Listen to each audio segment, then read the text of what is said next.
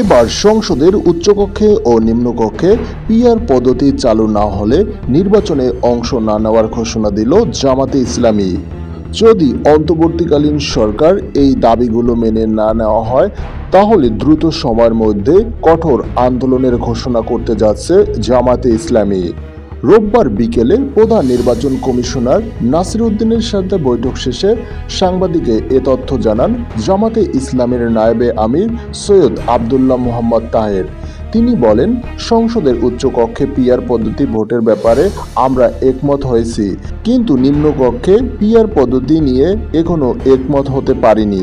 যদি নিম্নকক্ষে পিআর পদ্ধতি চালু করা না হয় তাহলে কঠোর আন্দোলনের হুঁশিয়ার দেওয়া হয়।